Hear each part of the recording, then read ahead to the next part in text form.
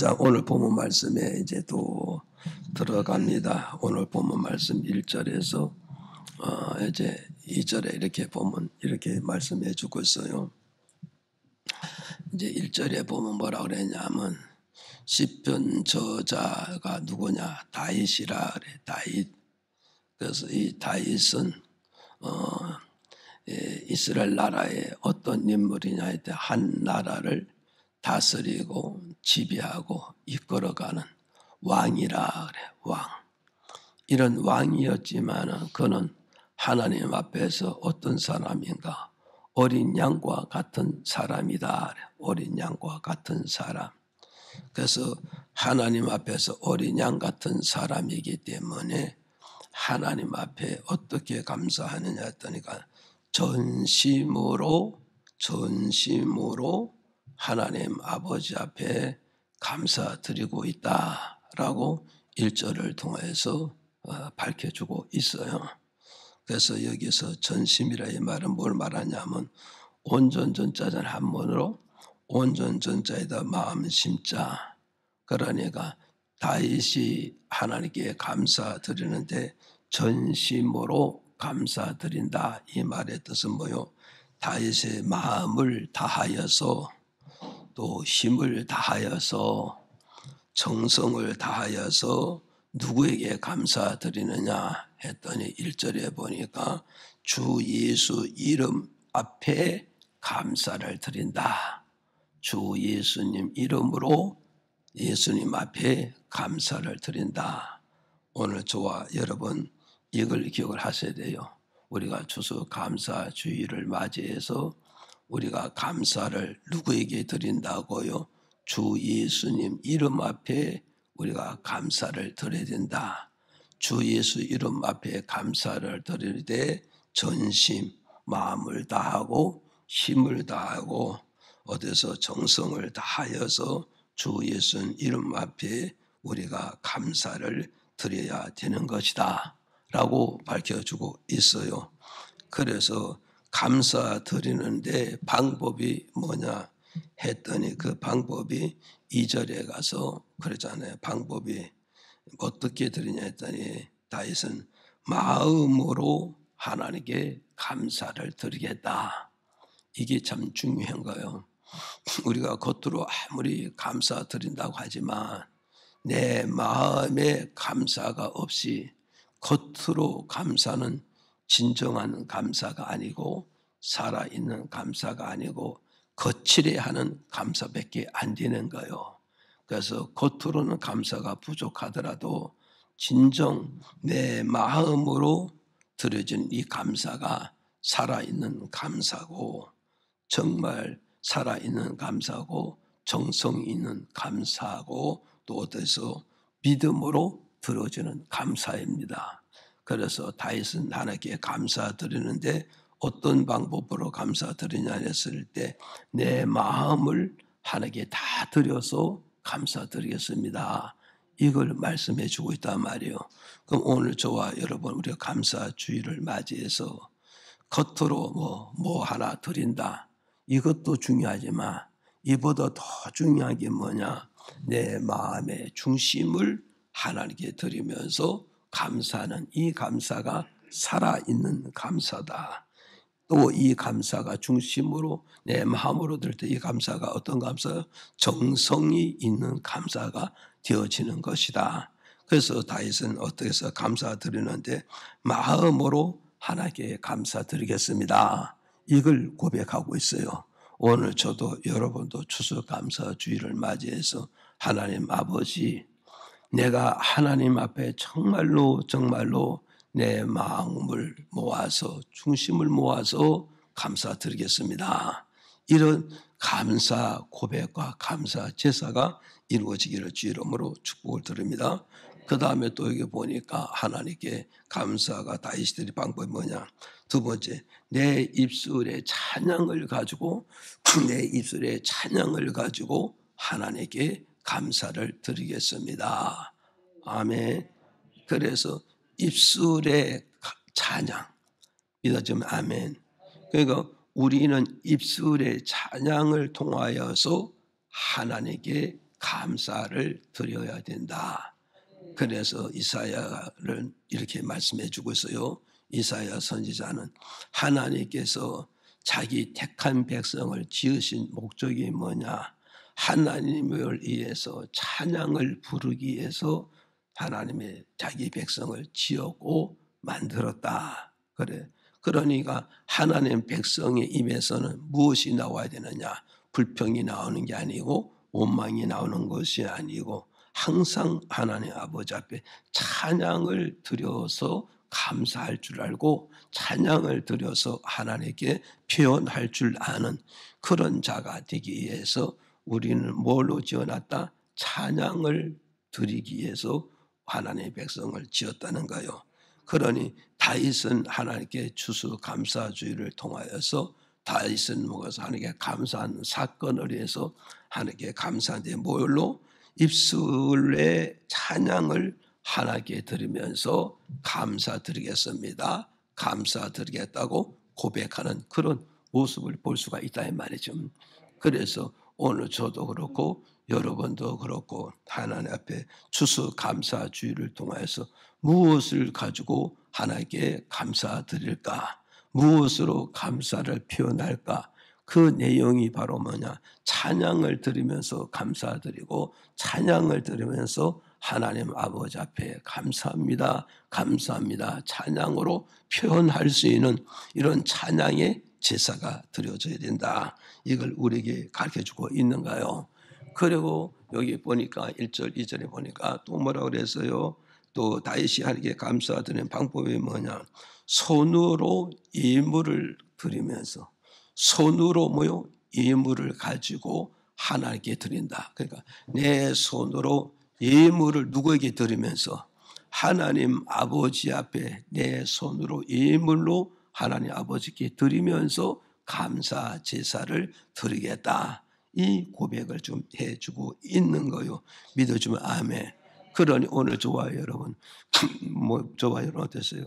우리가 하나님 앞에 예배 드릴 때마다 내 손으로 모여서요, 내 손으로 예물을 하나님께 드리면서 감사 예배를 드리고 감사 제사를 드리고 감사 기도를 드릴 때 하나님 그 예물을 기뻐 받으신다는 걸 우리에게 가르쳐주고 있다. 그래서 하나님은 출애굽기 23장을 통하여서 우리에게 하신 말씀이 나는 너희들을 애굽 땅 종되어 있을 때 내가 너희를 종에서 해방하고 종에서 독립하여 가나안 땅을 축복하고 그 땅에서 너희를 자유를 주고 거기서 너희에게 소유를 주었으니 소유물을 주었으니 너희들은 내게 나올 때마다 빈손 들고 나오지 말고 내가 준 땅에서 받은 축복의 열매를 손에 가지고 하나님께 나와 하나님께 예물을 드리면서 감사 제사를 드리면 너희 하나님이 기뻐 받으시고 하나님께서 드려지는 그 예물의 축복하심으로 너희들이 더 큰 축복에서 축복으로 이루어지게 될 것이다. 이렇게 말씀해 주고 있습니다. 그래서 다윗은 하나님께서 어떻게 손으로 예물을 드려가면서 하나님께 감사를 드리니까 하나님께서 다윗이 드려진 이 감사를 기뻐 받으시고 하나님께서 다윗에게 축복하시는 그런 하나님이 되어졌다는 것을 오늘 보면 말씀을 통해서 오늘 우리에게 밝혀주고 있는 거요. 그래서 오늘 2022년 추수감사주의를 맞이해서 어때서 시편 저자 다윗과 같이 저와 여러분도 하나님 앞에서 마음으로 감사드리고 찬양으로 감사드리고 예물로 감사드리는 이런 추수감사주일이 되기를 주의 이름으로 축복을 드립니다. 그래서 이 내용을 가지고 하나님께 받은 은혜를 감사합시다. 이런 말씀의 제목을 정했어요. 이 말씀의 제목 가지고 말씀 전할 때 우리 모두 다 은혜를 받으시고 하나님 아버지 앞에 감사가 드리는 그런 신앙으로 지속적으로 이어져 가기를 주의 이름으로 축복을 드립니다. 자, 우리가 감사를 드리려면 어떠했느냐? 이제 어떠냐? 그래서 우리가 무엇으로 감사를 드릴 것이냐 했을 때 첫째 시편 138편 4절에 우리가 한번 읽어볼까요? 시작. 여호와여, 땅의 열왕이 주께 감사할 것은 저희가 주의 입의 말씀을 들음이오며. 아멘.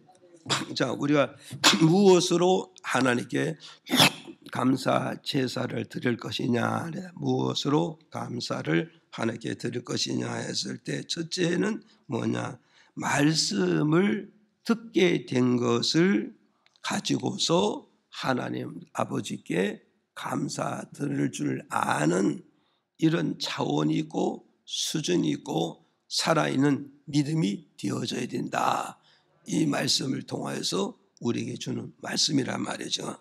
믿어지면 아멘 하세요. 그래서 여기 이제 시편 138편 4절에 그러잖아요. 다윗이 이렇게 고백합니다. 다윗 왕은 장차 예수 그리스도가 이 땅에 오심으로 이 땅에 있는 열국의 왕과 열국의 백성이 하나님께 뭐요? 감사하리로다. 그래서 왜 하나님께 감사하게 되느냐? 하나님께서 장차 이 땅에 누구를 보내주세요? 하나님 아들 대신 예수 그리스도를 이 땅에 보내주심으로 예수 그리스도를 통하여 열국의 왕들이 하나님의 말씀을 듣게 될 것이고 열국의 백성들이 하나님의 말씀을 듣게 된다. 그러니 왕이 하나님의 말씀을 들음으로 하나님께 뭐한다? 감사를 드릴 줄 알고 열국의 백성들이 하나님의 말씀을 들음으로써 열국의 백성들이 하나님께 감사를 드리게 되는 것이다. 꼭 말씀해 주고 있어요. 믿어지면 아멘. 그래서 열국의 왕과 열국의 백성들이 하나님 말씀을 듣고 하나님께 감사를 드리는 이유가 뭐냐 이거예요. 그 이유가 뭐냐 했을 때 우리는 이유가 뭐냐 했을 때 우리가 첫째로 바로 뭐냐, 왕이 말씀을 듣고 감사할 이유, 백성들이 하나님의 말씀을 듣고 감사할 이유가 무엇이냐 했을 때 첫째로 보니까 어떠세요? 첫째로 보니까 이제 사도행전 10장 44절에 읽을까요? 시작. 베드로가 이 말할 때 성령이 말씀 듣는 모든 사람에게 내려오시니. 자, 보세요. 이게 무슨 말씀이냐면 보세요. 하나님의 말씀을 듣고 왕이 감사하고 또 하나님의 말씀을 듣고 백성들이 감사하는 이유가 뭐냐 했을 때 첫째가 뭐냐, 말씀을 듣고 나타나는 결과가 뭐냐, 성령을 받게 되었다 이 말이요. 성령을 받았기 때문에 왕도 하나님께 감사할 수밖에 없고 백성들도 하나님 앞에 감사할 수밖에 없었다는 걸 오늘 우리에게 가르쳐주고 있다. 이걸 우리가 믿어야 된단 말이요. 그러니까 이제 보세요.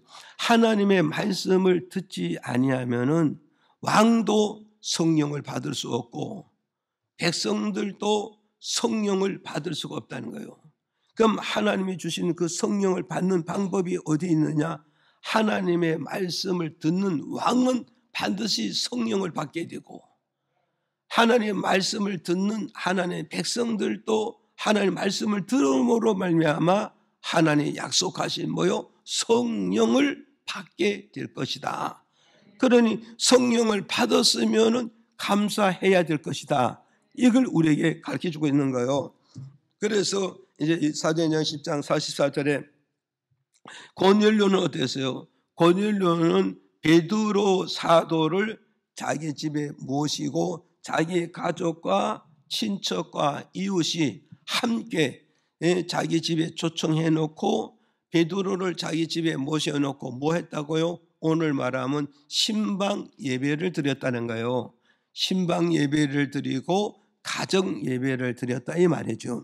그래서 신방 예배 드리고 가정 예배 드렸더니 고넬료도 그 말씀에 집중해서 들었고 가족도 말씀에 집중해 들었고 친척도 말씀에 집중해 들었고 고넬료 친구들도 하나님의 말씀을 집중해서 잘 들었더니 말씀 듣는 가운데 뭐가 임했다고요? 그들에게 성령이 임하게 되어졌다는 거예요. 믿어집니까? 성령이 임했다. 그러니까 말씀을 집중으로 잘 듣다 보니까 말씀을 통하여서 뭐가 내 마음에 들어왔다고요? 성령이 내 마음에 들어왔다. 성령이 내 마음에 들어왔다. 이 성령은 무슨 영? 하나님 영이잖아요. 그 하나님의 영이 내 마음에 들어옴으로 말미암아 어떠겠어요? 이들이 하나님께 감사할 수밖에 없었다는 걸 오늘 우리에게 가르쳐주고 있단 말이에요. 그럼 오늘 성도들이 누가 하나님께 감사하느냐? 예배 시간에 하나님의 말씀을 간절한 마음으로 정말 사모하는 마음으로 또 뭐요? 집중으로 말씀을 잘 듣다 보면 말씀을 통하여서 내 마음에 성령이 임하고 하나님 영이 내 마음에 임하게 되면 그런 사람이 하나님께서 기뻐하고 하나님께 감사하고 하나님께 즐거운 그런 믿음 생활을 할 수 있다는 걸 이 말씀을 통해서 우리에게 주는 메시지다. 이걸 믿으시기를 바랍니다. 아멘. 그래서 성령이 내게 임하면 감사하는 조건이, 왜 감사해야 할 조건이 무엇이냐고요? 그 감사할 조건이 뭐냐 했을 때 마태복음 1장 23절에 보니까 우리 읽어보실까요? 시작. 보라, 처녀가 잉태하여 아들을 낳을 것이요 그 이름은 임마누엘이라 하리라 하셨으니 이를 번역한즉 하나님이 우리와 함께 계시다 함이라. 보세요. 성령이 내게 임하면 감사할 이유가 뭐냐 했을 때 어떠하겠어요? 임마누엘의 관계. 다시 말씀을 드리면 하나님이 나와 함께하게 되었다 이 말이에요. 지금 믿어지면 아멘 하세요. 여러분 생각해 봤어요. 세상의 최고의 축복이 무엇인가? 세상의 최고의 축복이 무엇인가? 내 인생을 이 세상에서 내 인생을 책임을 져 주실 분이 누구냐 이거죠. 하나님 외에는 누구도 내 인생을 책임져 줄 수 없고 하나님 외에 어느 누구도 내 경제를 책임져 줄 수 없고 하나님 외에 어느 누구도 내게 뭐가 있어요? 모든 경제를 책임져 줄 수 없고 하나님 외에는 어느 누구도 내 건강에 책임져 줄 수가 없다는 거예요. 그런데 하나님이 나와 함께 했다는 거예요. 믿으시면 아멘 하세요. 그 하나님이 나와 함께 들었으니 뭐요? 이것을 가지고 뭐라냐? 임마누엘이라 말해요. 임마누엘이라 이 말은 번역하면 하나님이 나와 함께하도다. 그러니까 성령이 내게 임했다 이 말은 뭐가 있어요? 임마누엘이 관계됐다. 임마누엘의 관계를 이런 말은 뭐냐? 하나님이 나와 함께했다. 하나님은 어떤 분인가요? 지구의 주인이란 말이에요. 하나님은 어떤 분이에요? 생명의 주인이라고요. 하나님은 어떤 분인가? 육체의 주인이란 말이에요. 그분이 나와 함께 했다니, 그분이 나와 함께 하다니, 이 얼마나 감사한 일이고, 이 얼마나 놀라운 일이고, 이 얼마나 신기한 일이 발생했느냐 이 말이요. 이 엄청난 축복을 받은 자가 누구냐 이거요. 이 엄청난 축복을 받은 자가 누구냐 이 말이죠. 하나님의 말씀을 듣고 성령을 받은 자가 이 엄청난 축복을 받은 주인공이 되어졌기 때문에 우리는 감사할 수밖에 없다는 걸 우리에게 가르쳐주고 있는 거예요. 믿어집니까? 그래서 하나님이 나의 주인이 되어지면은 요한복음 15장 5절에 보니까 이렇게 밝혀주고 있습니다. 읽어볼까요? 시작. 나는 포도나무요 너희는 가지니 저가 내 안에 내가 저 안에 있으면 이 사람은 과실을 많이 맺나니 나를 떠나서는 너희가 아무것도 할 수 없음이라. 자, 여기서 그러잖아요. 자, 보세요. 예수님은 포도나무고 우리 성도는 가지잖아요. 그런데 이 가지인데 포도나무 가지 이 하나로 붙어 있으면 이게 바로 뭐냐? 임마누엘의 관계가 되어졌다. 믿었지만 아멘. 그럼 포도나무와 가지가 이렇게 붙으면 임마누엘의 관계가 됐으니 이렇게 됐으면 넌 어떻게 되느냐? 열매를 많이 맺는다? 열매를 못 맺는다? 열매를 많이 맺는다. 이 말은 뭐냐? 예수님과 나와 임마누엘의 관계가 되면 결국 어떻게 되는 거냐면 나는 이 땅에 사는 동안에 뭐냐? 축복권을 가지고 있다 이 말이야. 축복권을 가지고 있다. 어떤 축복권? 많은 열매 맺는 축복권, 모든 일이 잘 되는 축복권, 모든 하는 일에 빈손 지는 것이 아니라 많은 열매를 지는 이런 축복권을 가지고 있었으니, 예? 이것이 얼마나 감사할 일이고, 이게 얼마나 기뻐하는 것이 일이고, 이게 얼마나 하나님께로 가까이 나아갈 수 있는 축복이 아니겠냐 이 말이죠. 이해가시면 아멘. 그래서 오늘 좋아요. 이걸 우리는 알아야 돼요. 성령을 받았다는 것은 이 엄청난 감사의 조건을 가지고 있다. 그 다음에 또 보니까 요한복음 14장 26절에 보니까 이렇게 밝혀주세요. 읽어볼까요? 시작. 보혜사 곧 아버지께서 내 이름으로 보내실 성령, 그가 너희에게 모든 것을 가르치시고 내가 너희에게 말한 모든 것을 생각나게 하시리라. 아멘. 보세요. 성령이 내게 임하면 내가 왜 감사해야 되느냐? 감사할 이유가 뭐냐 했더니 두 번째로 뭐예요? 요한복음 14장 26절이잖아요. 성령이 내게 임하면 모든 것을 나를 가르쳐 주신다, 안 가르쳐 주신다? 나를 가르쳐 주신다는 거예요. 나를 가르쳐 주신다. 믿어지면 아멘. 오늘 좋아요. 이 굉장히 중요한 거예요. 여러분, 내가 살아가면서 나를 가르쳐주는 스승이 있고 나를 가르쳐주는 선생이 있고 나를 지도하는 지도자가 있다면 그 사람은 행복한 사람이라고. 그 사람은 이 세상에 살면서 복받은 사람이고 그 사람은 이 땅에 살면서 이로운 사람이 아니에요. 절대 이롭지 않는 그런 삶을 살아갈 수가 있는 거예요. 그리고 그 사람은 이 땅에서 어떻게 갔어요? 그리고 이 땅에서 그 사람은 실패하느냐? 실패하지 않겠죠. 왜? 나를 지도하는 자가 있고 나를 가르쳐주는 자가 있고 나를 세워주는 자가 있으니까 나는 어떠서 실패할 리가 없겠죠. 믿어지면 아멘 하세요. 그래서 보세요. 성령이 내 마음에 임하면 모든 것을 나를 가르쳐준다. 하나에서부터 10까지 다 나를 가르쳐 주시겠다. 믿어지면 아멘. 그래서 나를 가르쳐 주신다. 가르쳐 준다는 이 말은 뭐냐면 이 가르쳐 준다는 말은 필요한 것은 내게 자꾸 살려주게 되고 필요치 못한 것은 자꾸 버리게 만들어주는 거. 이게 우리에게 가르쳐 주는 거라고. 그런데 오늘 우리는 뭐냐? 필요 없는 것도 붙잡고 필요한 것도 붙잡아가지고 이 두 가지를 다 붙잡다 보니까 이게 결국은 뭐냐? 예? 욕심이라고. 이게 욕심. 필요 없는 건 가책 없이 버릴 거는 버려야 된단 말이에요. 버릴 것은 버리고 또 뭐여서 잡을 건 잡고 그래서 전진할 건 전진하고 전진하지 않을 건 전진하지 말아야 되는데 다 잡고 있으니 이게 다 무거운 짐이 되어가지고 결국은 이것도 저것도 못하고 패자와 실패자가 될 수밖에 없다. 성령 하나님이 내 마음에 들어오시면은 내게 뭐가 있어요? 가르쳐 줄 것이 뭐냐? 있을 것은 점점 있게끔 만들어서 장점을 점점 살려줘서 성공의 도구로 쓰고로 만들고 필요 없는 것을 자꾸 버리게 만들어 주셔서 미련 없이 버리게 만들어 주심으로써 어땠어요? 필요 없는 건 내 삶에 거치장스럽지 않게 만들고 장애물이 되지 않게 만들어 주고 필요한 건 점점 장점을 살려서 그걸 가지고 성공하게 하고 그걸 가지고 잘 되게 만들어 주시겠다. 이걸 우리에게 가르쳐 주고 있단 말이에요. 이해가시죠? 그래서 그걸 가지고 성경은 이렇게 말해요. 요한복음 15장 2절에 보니까 우리 읽어볼까요? 시작.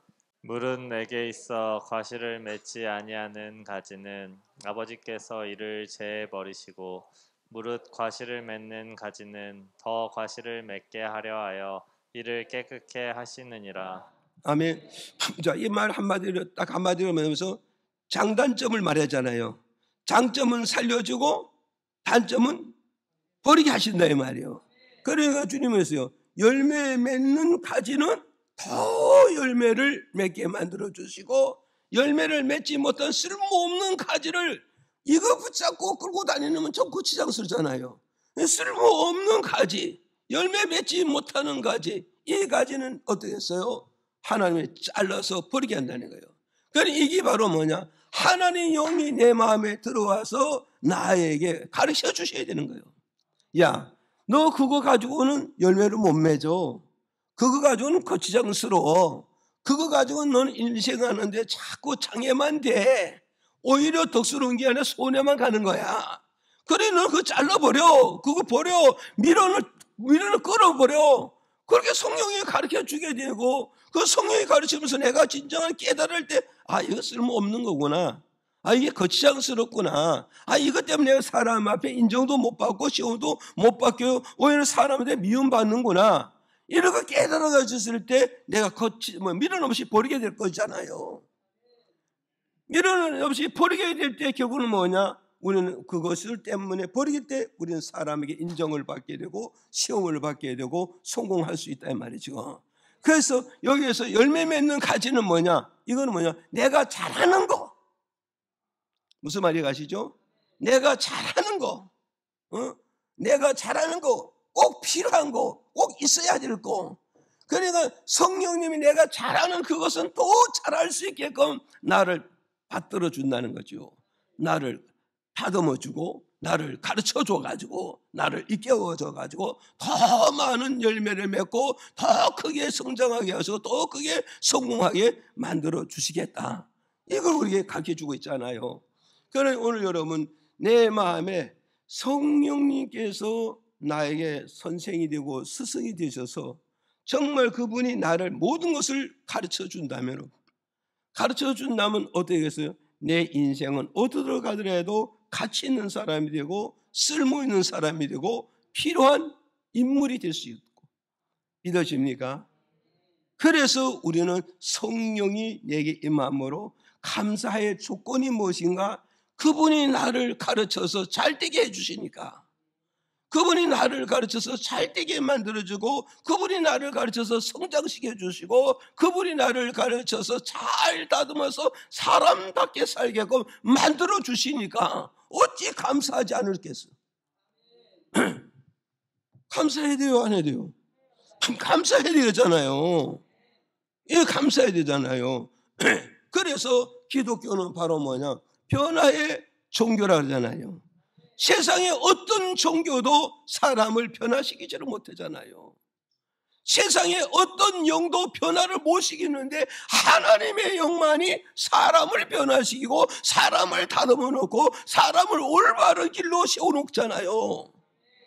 믿어집니까? 그러니 오늘 많은 사람들이 교회에 와서 하나님 영향을 받아서 얼마나 많은 사람이 변화되고 있다는 것을 우리가 많은 간증을 듣잖아요. 그리고 우리가 섬기는 교회 안에서도 우리가 변화된 사람을 얼마나 많이 봅니까? 한여까지 변화된 사람의 근원지가 어디냐? 성령을 받았다는 거예요. 성령을 받았기 때문에 변화되어졌다는 걸 우리에게 가르쳐주고 있습니다. 믿어지면 아멘. 그러니까 여러분 이걸 우리는 기억을 하시고, 이걸 기억을 하시고, 예? 우리가 성령 받아서 감사할 이유는 성령은 하나님이고 하나님은 내 마음에 들어오면은 내게 마이너스 플러스 이걸 정리시켜서 필요 없는 건 가책없이 자꾸 버리게 하고 필요한 건 점점 다듬어서 더 아름답게, 더 능력 있게, 더 필요하게 만들어서 어떻게 한다? 더 많은 열매 맺고 더 큰 성공하게 만들고 더 큰 무대를 만들어 주게 된다. 이거 우리에게 가르쳐줍니다. 그 다음에 보다요. 그 다음에 갈라디아서 세 번째 5장 22절에 보니까 이렇게 말씀해 주고 있어요. 읽어봐요. 시작. 오직 성령의 열매는 사랑과 희락과 화평과 오래 참음과 자비와 양선과 충성과. 자, 여기서는 뭐냐면 이제 성령이 나타나는 열매가 여기서 9가지가 나오잖아요. 성령이 임하면 나타난 열매가 9가지. 이 9가지인데 이 9가지 중에서 목사님 어떻게 다 할 수 있겠어요? 한 가지를 말씀을 드리는데 여기서는 뭐냐? 성령의 열매는 사랑과 희락과 화평이잖아요. 그러니까 여기에서 희락이라 이 말은 뭐냐면 희락은 기쁠 희자잖아요. 지길 낙자. 그러니까 성령이 내게 임하면은 내 마음에 뭐가 온다? 평안이 온다는 거예요. 평안. 믿어지면 아멘. 그러니 오늘 여러분은 보세요. 인생의 마음의 평안을 누가 만들어 줄 것이냐? 여러분 스스로 내 마음의 평안을 만드느냐? 절대 아닌 겁니다. 예? 그럼 누가 내 마음의 평안을 만드느냐? 예? 성령, 하나님의 영이 내 마음에 들어오면은 내 마음에 뭘 만들어준다? 평안을 만들어 주신다는 거예요. 믿어지면 아멘. 여러분, 세상에 제일 행복이 뭡니까? 평안이요. 세상에 제일 큰 축복이 뭔지 아십니까? 평안입니다. 평안. 아셨어요? 그래서 여러분 보세요. 마음의 평안이 있으므로 그것이 모든 건강의 근원지가 되는 겁니다. 건강 근원지. 그래서 우리가 건강하다, 건강치 못하다, 이 근원지, 이 뿌리가 어디서 시작하느냐에 되느냐. 내 마음에 평안이 있으면 온 육체가 건강하게 살아갑니다. 행복하게 살고 기쁨으로 살아가는데 내 마음에 평안이 없고 불안이 들어오면 결국은 뭐냐? 내 온몸에 뭘 심어준다고요? 질병을 유발을 시켜버려요. 질병을 유발을 시키면 결국은 뭐냐? 건강이 무너질 수밖에 없어. 건강이 무너질 수밖에 없다고요. 그래서 평안은 바로 뭐냐면 빛이라고 그런다면 불안은 바로 뭐가 있어요? 어둠이라고 말한단 말이에요. 아멘. 평안은 바로 뭐라 했어요? 능력이라고 그런다면 뭐가 있어요? 불안은 바로 뭐냐? 인생의 실패라는 걸 우리에게 말씀해 주고 있단 말이에요. 믿어지면 아멘. 그래서 마음의 평안은 바로 뭐였어? 인생이 잘 되는 거라고 그런다면 마음의 불안은 뭐가 있어요? 인생이 안 되는 걸 의미를 해주고 있잖아요, 지금. 그래서 이런 걸 보세요. 우리가 인생을 이렇게 살아가다 보면 온날에 마음에 막 불안에 막 들어오는 거야. 마음에 막 불안이 들고 마음에 공포가 막 들어오는데 그런 마음의 불안과 공포가 들어오는데 그게 몇 시간 후에 며칠 후에 결국은 뭐냐? 안 되는 일들이 뻥뻥 터지고 사고가 뻥뻥 터지고 문제가 뻥뻥 터지는 것을 여러분이 체험한 적 있죠? 체험해 봤을 거예요. 그렇잖아요. 그래서 우리는 어디서 정말 우리가 분별은 잘 못하더라도 내 마음에 정말 초조가 들어오고 불안이 들어오고 이럴 때는 뭔가 내 삶의 일이 안 되고 뭔가 내 삶의 일이 꼬이고 뭔가 문제가 오겠구나 이걸 느낄 수 있다 말이에요. 이걸 느낄 수 있다고. 그러는데 내 마음에 평안만 있어 보세요. 내 마음에 이 평안만 있으면 나는 뭐요? 정말로 행복한 사람이고 정말로 성공한 사람이고 정말로 인생의 삶의 가치를 누리고 살 수 있는 것이란 걸 우리에게 가르쳐주는 메시지입니다.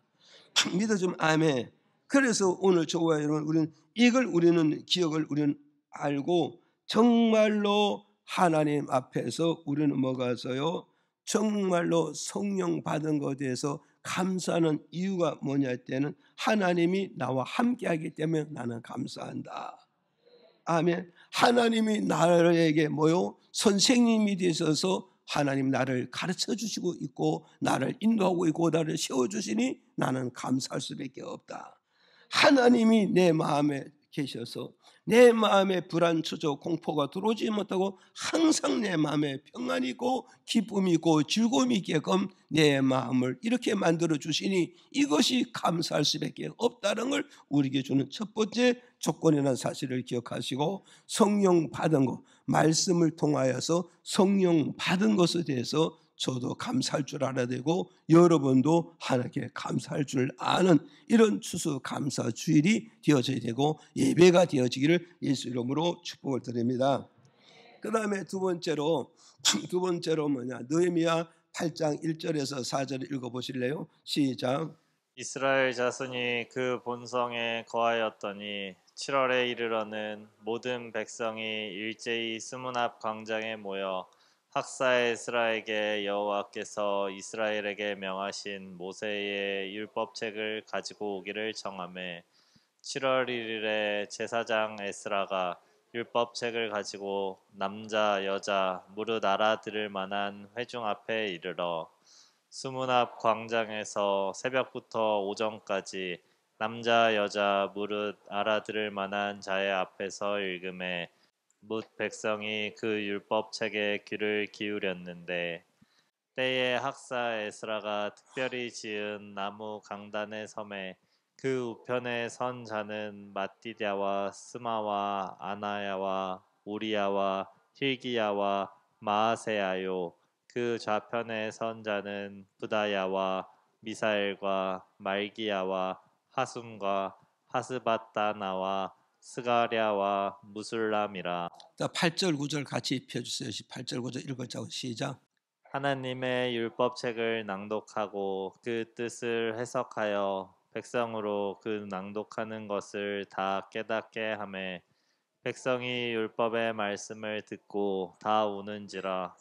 여기까지 보세요. 자, 보세요. 우리가 두 번째 하나님께 감사해야 이유가 뭐냐 했을 때 말씀을 듣고 감사할 이유가 뭐냐 했을 때 첫째는 성령 받았으니까 말씀을 듣어서 뭐가 왔어요? 성령을 받았으니 감사하고 두 번째는 감사할 이유가 뭐냐? 그러니까 말씀을 들음으로 두 번째 뭐냐?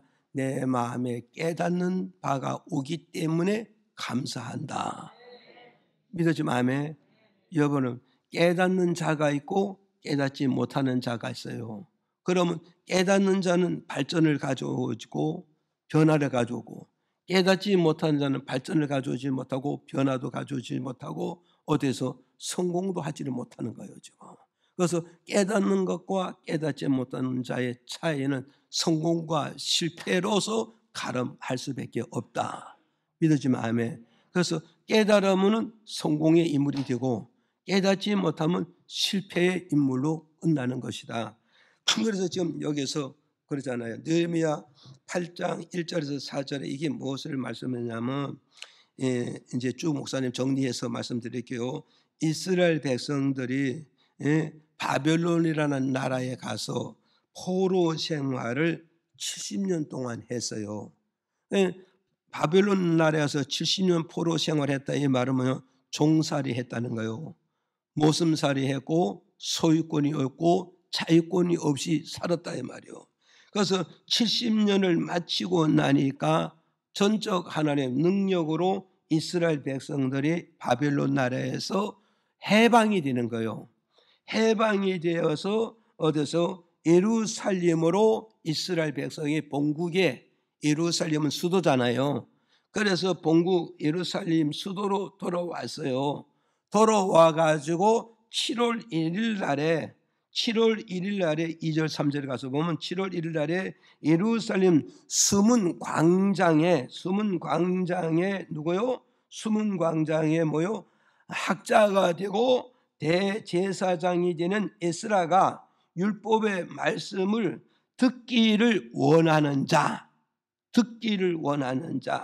또 율법의 말씀을 듣고 뭐요? 그 말씀을 알아들을 수 있는 남자와 여자들을 모아가지고 새벽부터 하나님의 말씀을 전하는데 어디냐? 4절에 가서 보니까 어디서 에스라 선지자가 어디서요? 에스라 제사장이요 나무 강단에 서서 이해가시죠? 나무 강단. 그래서 교회가 강단이 있는 거예요. 이게 단상이 있는 거예요. 그래서 에스라 대제사장이 나무 강단에 서서 율법의 말씀을 듣기를 원하는데 남자나 여자나 하나님의 말씀을 듣고 이해할 수 있고 말씀을 듣고 소화시킬 수 있는 사람을 남자와 여자를 수문 광장에 모아놓고서 8절에 가서 보니까는 하나님의 말씀, 율법의 말씀을 에스라 제사장이 그 말씀을 낭독했다는 거예요. 하나님의 말씀을 낭독한 그 말씀을 어떻게 했어요? 한 절 한 절을 해석을 했다는 거예요. 한 절 한 절 해석해서 남자 성도들과 여자 성도들이 하나님의 말씀을 해석해서 하나씩 잘 풀어서 백성들에게 말씀을 전해줬다 이 말이요. 전해줬어요. 한 절씩 한 절을 해석해서 전해주시고 한 절씩 잘 풀어가지고 제 백성들이 전해주면서 백성들이 듣는 백성 이 말씀을 듣고 잘 이해를 시켜주니까는 이스라엘 백성들 남자와 여자들이 이스라엘 대제사장에 선포되는 그 말씀을 듣고서 그들이 마음에 뭐가 있어요? 깨달았다 이 말이요. 깨달았다. 무엇을 깨달았느냐? 그 깨달은 이유가 뭐냐 했더니까는 왜 우리 조상들이 바빌론에 붙들려 가고 왜 우리가 어렸을 때 바빌론에 붙들려 갔을까? 그 이 메시지 전해준 메시지를 듣고 보니까 우리 조상들이 하나님 믿는다 하지만 실상은 하나님 믿는 게 엉터리를 믿었다는 거예요.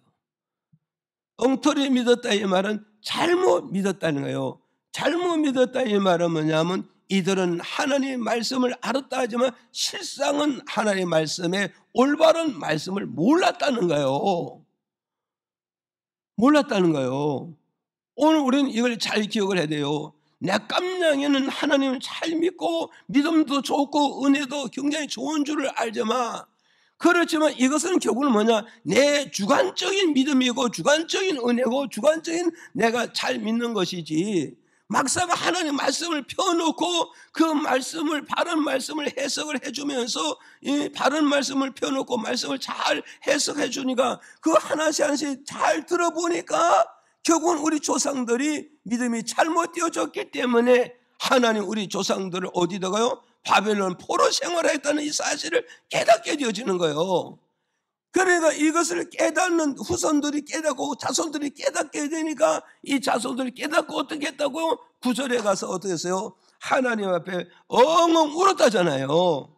응? 울었다고 그러잖아요. 울었다 이 말은 뭐가 있어요? 울었다 이 말은 뭐냐면 우리 조상들이 잘못된 신앙관을 우리도 그것을 답사하고 그것을 본받아 우리도 그렇게 신앙생활을 했는데 이스라엘 선지자를 통해서 제사장을 통해서 말씀을 듣고 보니 우리 조상의 신앙도 잘못됐고 오늘 나의 신앙도 잘못된 것을 이것을 깨닫고 이제 하나님께 울었다 이 말은 뭐였어요? 하나님 이제 내가 올바른 말씀을 깨닫고 올바른 믿음을 깨닫고 올바른 하나님의 요구를 내가 깨달았습니다.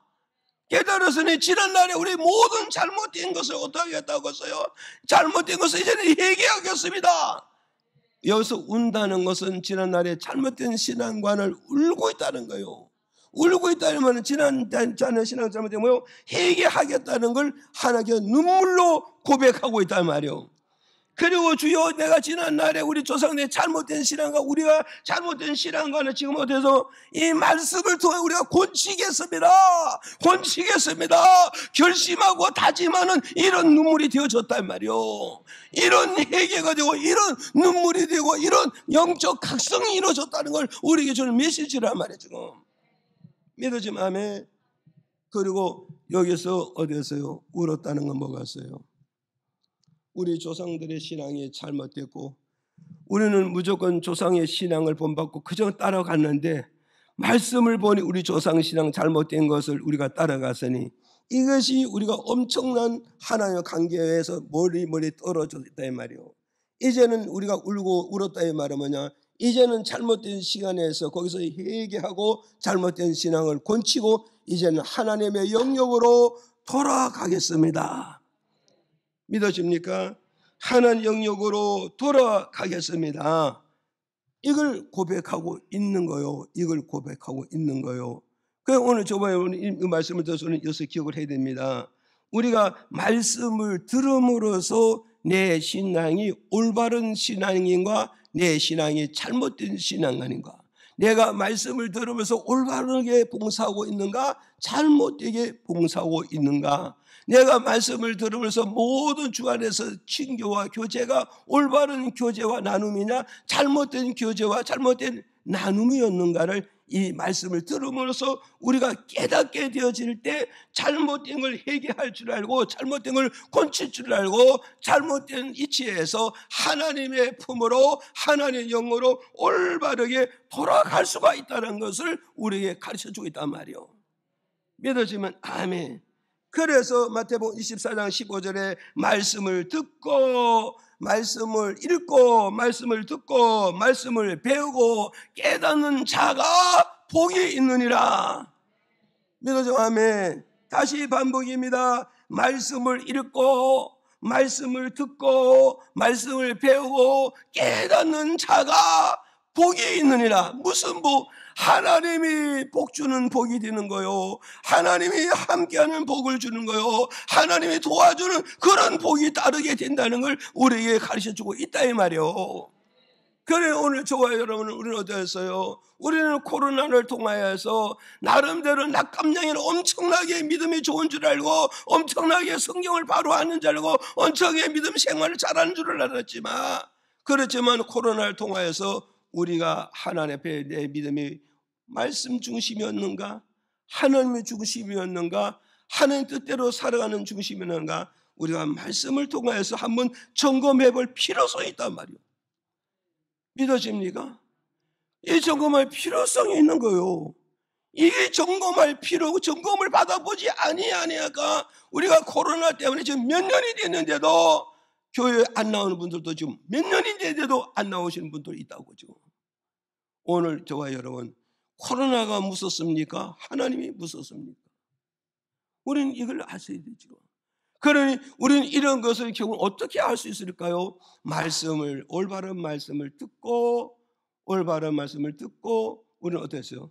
깨닫는 자가 정말 복된 사람이 되고 축복된 사람이 되고 하나님이 그를 도와주는 사람이 된다는 사실을 깨달을 때 우리 하나님 앞에 정말로 감사죠. 그래서 회개가 감사할 일이잖아요. 내 잘못된 거 고치는 것도 감사할 일이잖아요. 잘못된 이치에 멀리 떠나갔다가 돌아오는 것도 감사한 일이 아닙니까? 이게 어디서 나타난 형상이에요? 말씀을 듣고 깨달았기 때문에 이런 엄청난 축복을 받은 것이 이게 하나님께 감사하다는 사실을 저와 여러분이 기억을 하시기 바랍니다. 끝으로 세 번째 말씀드리고 마칠게요. 끝으로 세 번째 보세요. 창세기 12장 1절 읽어요. 시작. 여호와께서 아브라함에게 이르시되 너는 너의 본토 친척 아비 집을 떠나 내가 내게 지시할 땅으로 가라. 예. 자, 여기서 이제 시간 마칠게요. 보세요. 우리가 말씀을 들음으로 감사할 이유가 세 번째 뭐냐 했을 때 방향을 찾게 되기 때문에 감사하는 일이다. 아멘. 예. 그러니까 방향을 찾게 된 것을 감사할 일이다. 이 말은 뭐냐? 내가 갈 길을 알게 되어졌기 때문에 내가 감사하다. 다시 말씀드려요. 방향을 말씀을 들음으로 어때요? 내 방향을 찾았다. 그러니까 이 말을 바꾸면 내가 말씀을 들음으로 내 갈 길을 알았다. 그래서 하나님께 감사할 수밖에 없다. 그러니까 지금 여기서 하나님께서 아브라함에게 나타났어요. 이때가 어디냐? 아브라함이 갈대 우르에 살고 있어요. 갈대 우르에 살 때 그때가 갈대 우르에서 아브라함은 뭐요? 우상 숭배하고 있어요. 누구와 더불어? 아버지와 함께 친척과 함께 가족과 함께 우상을 섬기는 사람이었어요. 그러는데 하나님께서 아브라함에게 나타났어요. 그래서 나타나서 뭐가 했어요? 나타나서 아브라함아 내가 네게 말하노니 너는 지금 누구를 끊으라고요? 아비 집을 떠나고 친척을 떠나고 고향 본토를 떠나고 내가 네게 지시한 땅으로 가라. 그래서 여기서 지시한 땅으로 가는 여기 땅이 지시한 땅이 어딘가 1절에서는 볼 수가 없는데 5절에 보니까 아브라함이 마침내 가나안 땅에 들어갔더라. 믿어지면 아멘. 보세요. 저 끝에 마침내 어디 들어갔더라? 가나안 땅에 들어갔더라잖아요. 그럼 다시 1절에 봐요. 그럼 하나님께서 아브라함에게 그러잖아요. 아브라함에게 아브라함아 뭐라 그랬어요? 아비 집을 떠나고 친척을 떠나고 고향을 떠나서 어디로 가라는가요? 가나안 땅으로 들어가라. 가나안 땅으로 들어가면은 내가 너에게 뭐를 삼아준다? 복의 근원으로 삼아줄 것이다. 2절에 가서 그렇게 밝혀주거든요. 복의 근원으로 삼아준다. 그럼 여기에서 아브라함이 어디로 갔다고요? 하나님 지시하는 가나안 땅으로 갔어요? 안 갔어요? 갔기 때문에 창세기 24장에 가니까 아브라함이 뭐요? 엄청난 복을 받는 사람이 되어졌어요. 엄청난 복을 받는 사람이 되어졌다고. 그러면 아브라함은 육적으로 성공한 사람이고 영적으로 성공한 사람이 됐잖아요. 그 이유가 어떻게 됐을까요? 하나님이 가라는 그 이치로 갔기 때문에 경제의 축복도 영적 축복도 두 개 다 잡았다 이 말이죠. 그러니 아브라함이 하나님의 말씀을 듣지 못했더라면 내가 지금 어디 가서 서 있어야 되는지, 내가 어디 가서 일을 해야 되는지, 내가 어디 가서 무엇을 해야 되는지 알아야 몰라요. 모르는 거예요. 그런데 아브라함이 하나님의 말씀을 들음으로 말미암아 어디에서요? 내가 가야 할 방향을 찾았고 내가 해야 할 일을 찾았고 내가 섬겨야 할 하나님을 알았기 때문에 하나님 원하는 이치에 가서 하나님 원하는 일을 함으로 하나님 원하는 하나님을 섬김으로 결국은 뭐냐? 경제의 성공, 영적 성공을 두 가지 다 이루었다는 걸 우리에게 가르쳐주고 있단 말이에요. 그러니 아브라함은 하나님께 감사하지 아니할 수 없지요. 끊임없이 하나님께 감사로 끝날 수밖에 없었음을 우리에게 주는 메시지란 말이요. 믿어지면 아멘 하세요. 그래 오늘 저도 여러분도 우리는 어디다 가서요?